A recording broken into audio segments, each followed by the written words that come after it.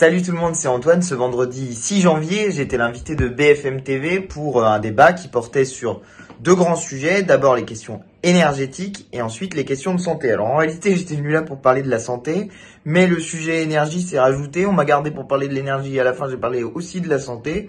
Donc ça a duré plus longtemps que prévu. Du coup, comme l'émission est assez longue, en réalité, j'ai concentré sur mes interventions. J'ai fait un montage. J'ai concentré sur mes interventions, sur des interventions qui me semblaient complémentaires et j'ai coupé beaucoup de choses dans cette émission. J'ai laissé les parties débat vraiment sur la base de ce que je disais, mais je vous ai coupé beaucoup de choses parce qu'il y avait beaucoup de moulinait sur Emmanuel Macron est exceptionnel, il est vraiment brillant, etc. Les entreprises sont formidables, d'énergie, Total c'est génial. Je pense que vous avez assez entendu ça à la télévision, donc vous venez pas sur ma chaîne YouTube, je pense, pour écouter ces litanies-là. Donc voilà, je vous ai mis l'essentiel de ce que j'ai dit, les débats qui ont pu avoir lieu, y compris quand j'étais potentiellement chahuté, par exemple, par les gens qui étaient là, et puis des petites interventions que je trouvais pas mal. Voilà, je vous laisse regarder ça. Je vous retrouve au milieu pour vous indiquer un petit truc, et puis après je vous retrouverai aussi à la fin de la vidéo. Bonsoir Anne Lauvergeon, ancienne dirigeante d'Areva, notre consultante énergie. Bonsoir Gaëtan Mélin, merci d'être avec nous, chef du service économie et sociale de BFM TV. Bonsoir Thomas Soulier, chef adjoint du service politique de BFM TV. Bonsoir Anna Cabana. Bonsoir et bonsoir Antoine Léaumont, vous êtes député NUPES, la France Insoumise de l'Essonne. On va rester sur notre thème, celui des fournisseurs d'électricité, et on attend toujours la prise de parole de Bruno Le Maire dans très peu de temps. Est-ce que vous craignez qu'il y ait des oubliés, puisqu'on attend les annonces Bien sûr, mais écoutez, là, la situation donne raison au constat qui était fait par Jean-Luc Mélenchon durant l'élection présidentielle sur à peu près tous les points. Nous avions dit qu'il y aurait une envolée des prix et qu'il fallait procéder à un blocage des prix avant que cette envolée des prix ait lieu. Je répète qu'un blocage des prix est possible, que ça existe par exemple sur l'île de la Réunion, où le prix de l'essence est bloqué, et où dans toutes les pompes de l'île, vous avez le même prix de l'essence. Donc c'est possible à mettre en place. Ensuite, il faut sortir du marché européen de l'énergie, puisque la raison pour laquelle on arrive à ces situations absurdes, c'est que l'énergie est devenue, elle aussi, une matière, enfin une production qui donne lieu à de la spéculation, avec des systèmes qui sont totalement absurdes, et notamment le fait qu'avec le mécanisme de l'Arenh, je suis désolé, c'est un peu technique, mais le fournisseur historique EDF est contraint de vendre à la myriade de petites entreprises non productrices d'énergie que vous montriez tout à l'heure. Je disais, EDF est contraint de vendre en dessous de son prix de production l'énergie pour permettre d'organiser une concurrence avec EDF elle-même à des prix qui sont normalement plus avantageux. Et toutes ces petites entreprises qui avaient été, enfin petites, plus ou moins petites d'ailleurs, mais qui avaient été créées pour faire de la concurrence à EDF qui vendait de l'énergie moins chère, finalement se retrouvent dans des situations où, achetant une partie de leur énergie sur le marché, se retrouvent dans l'incapacité d'honorer même leur contrat avec les particuliers, avec les entreprises. Donc là, on a une situation d'urgence, clairement, qui est signalée par les boulangers, c'est vrai, par les artisans d'une manière générale, mais aussi par les particuliers.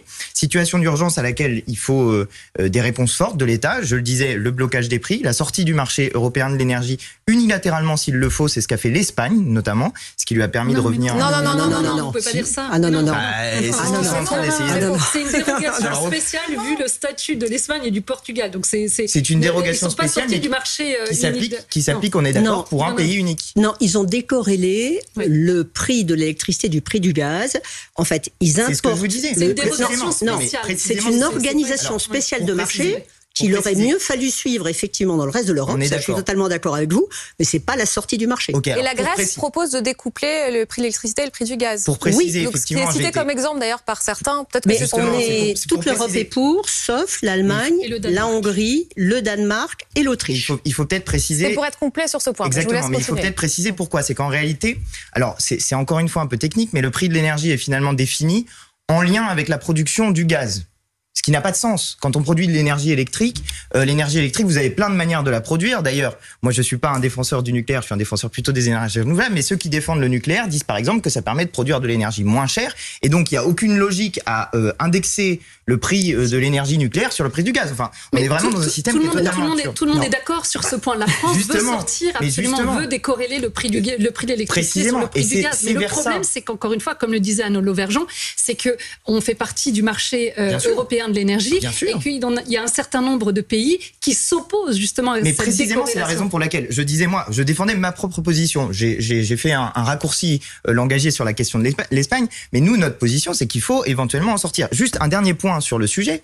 On parle des ristournes que fait Total. De la réduction propose Total. Alors, d'un seul coup, Total est capable de diviser par 2 les factures qu'il propose. C'est bien la preuve, encore une fois, que c'était vendu 2 fois trop cher au minimum. C'est bien la preuve qu'il y a des super profits qui sont organisés par un certain nombre d'entreprises, dont Total, qui s'est gavé comme pas permis dans les mois qui viennent de s'écouler, et que c'est une augmentation des prix qui est largement au-delà de ce qui est normal. Et donc, c'est des super profits qu'il faudrait au minimum taxer et sinon empêcher. On va retrouver Stéphane Ravaclé, boulanger à Besançon, ancien candidat NUPES aux législatives. Quand vous entendez... oui, c'est vrai. Et votre visage est bien connu pour une autre histoire, mais je n'ai pas le temps d'en parler. Total Énergie propose de ramener ses contrats à un prix annuel moyen de 320 € le mégawattheure. Est-ce que je ne sais pas si vous avez un contrat chez Total Énergie, je ne sais pas quel est votre fournisseur d'électricité, mais est-ce que vous le voyez déjà comme une bonne nouvelle ? Bonjour à toutes et tous. Oui, évidemment. Enfin, les discours qui viennent que je viens d'entendre, je suis complètement d'accord avec vous. Il ne devrait pas y avoir de boursicotage. En fait, pourquoi on est mal, et nous, on le vit depuis plus d'1 an avec les hausses des ingrédients, c'est simplement parce qu'il y a du boursicotage fait sur nos professions et fait sur en fait sur l'artisanat et après ça tombe sur la vie de tous les jours.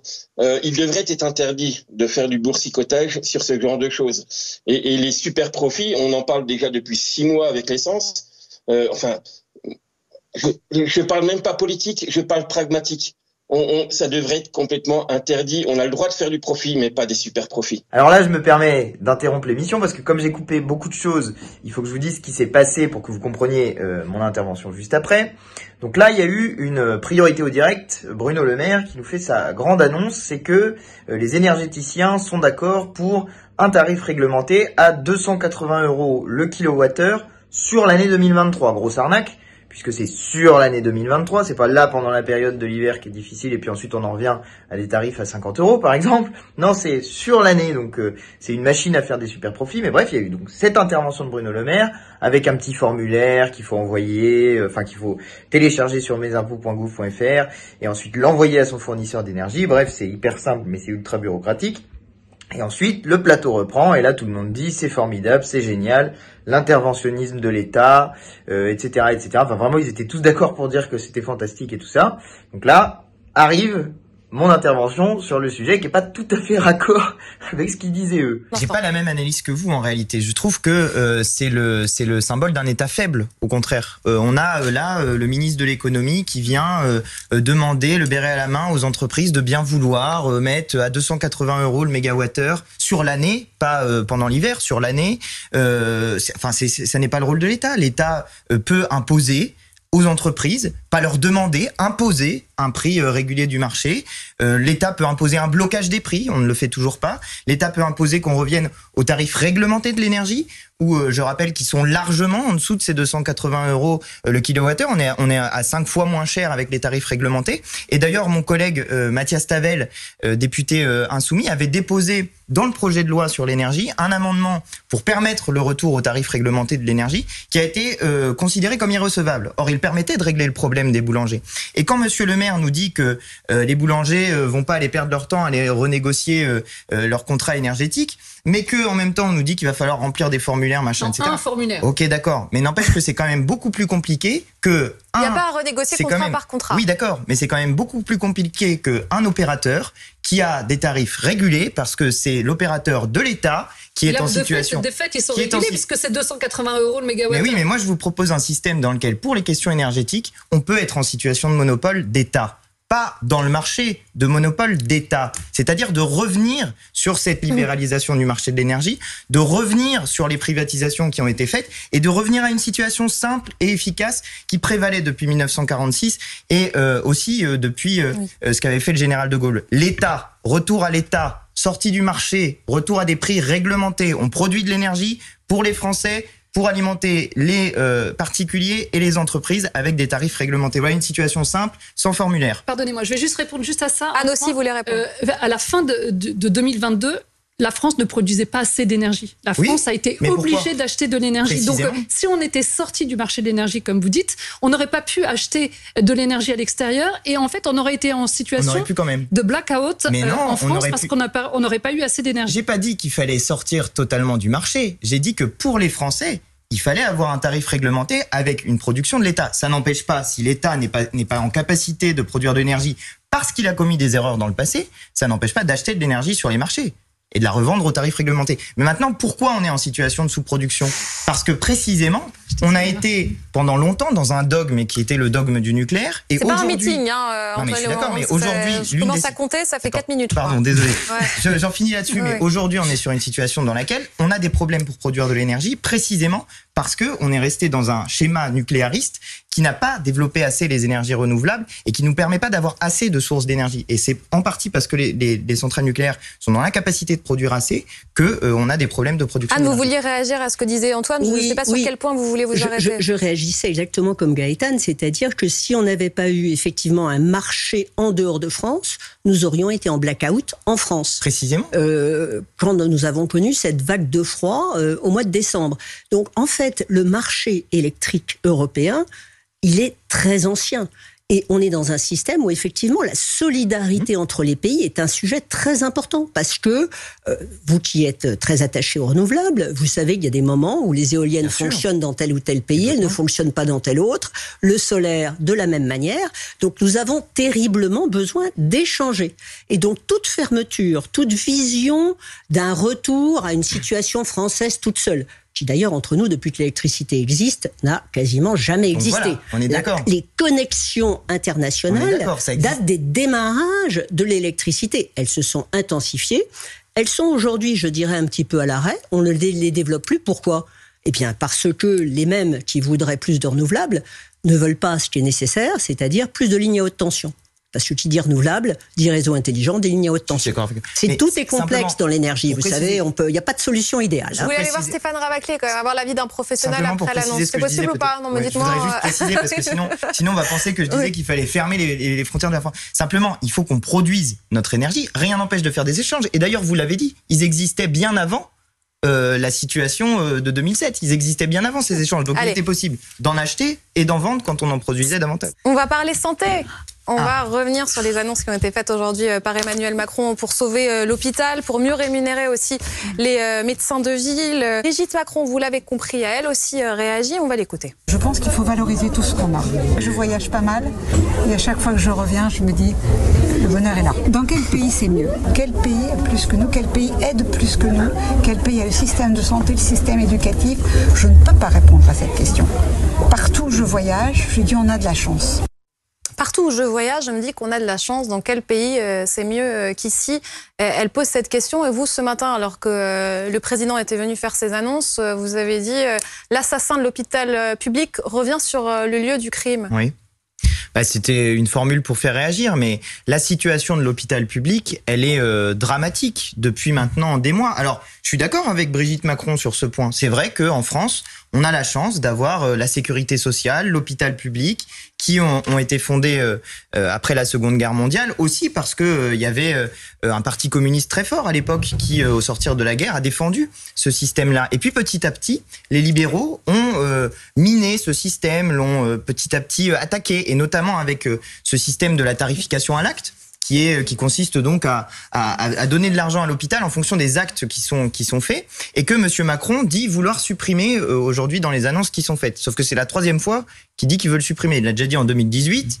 Il veut réorganiser le travail à l'hôpital d'ici à juin, sortir de la tarification à l'activité dès le prochain projet de financement de la sécurité sociale, et il promet aussi de mieux rémunérer les médecins généralistes. Je cite quelques annonces. D'accord. Mais effectivement, c'est la 3e fois qu'il le dit. Il avait déjà dit en 2018, il l'a dit en 2020. Là, il donne un horizon, là. En 2023, mais cette fois-ci, vraiment, il va le faire. Et sauf que dans les annonces qu'il fait... Assassin de l'hôpital public, quand même, vous êtes allé un peu trop loin. Ce n'est pas lui qui a assassiné l'hôpital public, vous le savez. Il a fait partie de celles et ceux qui, en étant au pouvoir depuis des années, ont laissé se miner la situation à l'hôpital. Mais vous comprenez, il n'est pas au pouvoir depuis des années. Monsieur le député, que ce soit Jean-Luc Mélenchon, le président, ou Marine Le Pen, ou Emmanuel Macron, quoi qu'il en soit, le mot assassin pour un président, vous concédez que c'est radical et franchement un peu absurde et ridicule. Non, c'est effectivement radical, bien sûr, mais c'est aussi pour faire réagir parce qu'on ne peut pas laisser dire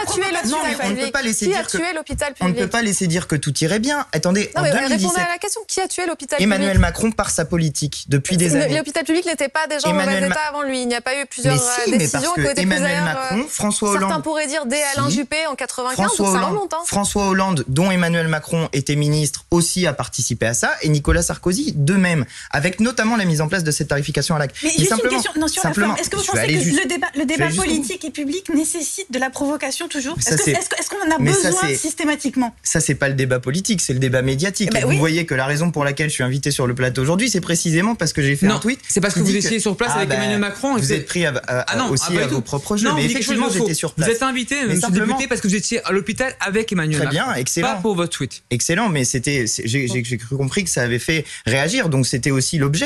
Il faut faire réagir parce que. Vous ne pensez pas vraiment, vous vouliez juste provoquer. Non. Il voulait juste venir sur BFM TV. En 2017, mais non, en 2017, Jean-Luc Mélenchon avait fait un meeting à Châteauroux où il parlait du risque de krach sanitaire et où il disait précisément que l'un des risques était la conjonction de plusieurs épidémies qui viendraient en même temps à provoquer des difficultés pour le système de l'hôpital public. Quelle est la situation 5 ans plus tard? Eh bien, 5 ans plus tard, les soignants sont partis, on a fermé des lits d'hôpital, les soignants ne sont toujours pas assez payés, ce qui fait qu'ils s'en vont, et en plus, ça augmente les difficultés des conditions de travail à l'intérieur de l'hôpital, ce qui fait que d'autres ont envie de partir. Vous voulez justement qu'on fasse un état des lieux grâce à ce témoignage de pompiers qui a été recueilli par Isabelle Golins et Alexia Ferret tout à l'heure. Nos victimes, on les transporte dans les hôpitaux avec des délais de prise en charge qui sont exponentiels. Et on se retrouve à attendre des fois 1 heure, 2 heures, 3 heures aux urgences. Voilà.